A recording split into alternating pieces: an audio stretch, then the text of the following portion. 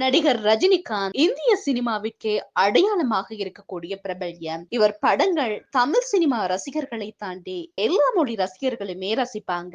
இந்திய சினிமாவை தாண்டி இவருக்கு பெரிய அளவில் ரசிகர்கள் கூட்டமே இருக்கிறாங்கன்னு தாங்க சொல்லணும். கடைசியாக ஜெயிலர் என்ற மிகப்பெரிய வெற்றி படத்தையும் கொடுத்தவர் இப்போது வேட்டையன் என்ற படத்திலும் நடித்து வராராம். படத்திற்கான படப்பிடிப்பு மிகவும் விறுவிறுப்பாக நடந்து கொண்டும் வருதுங்க.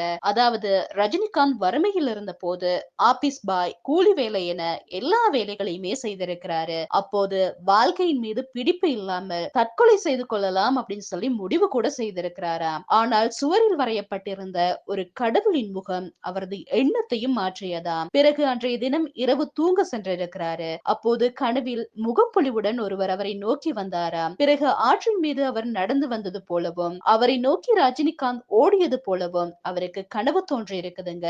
மறுநாள் அனைவரிடமுமே இது குறித்து ரஜினி சொல்ல சுவரில் வரையப்பட்டிருந்தது ராகவேந்திரர் ஓவியம் என்று கூறியிருக்கிறாங்க. அதன் பின் ராகவேந்திரா கோவிலுக்கு சென்று வேண்டியும் இருக்கிறாராம் நம்ம ரஜினிகாந்த். அதன் பிறகே நடத்துனர் வேலை கிடைக்க பிறகு நடிகராகவும் மாறி இருக்கிறாராம். இது போன்ற சினிமா செய்திகளை நீங்க தெரிந்து கொள்ளணுமா? மறக்காம நம்ம சேனலை சப்ஸ்கிரைப் செய்யுங்கள்.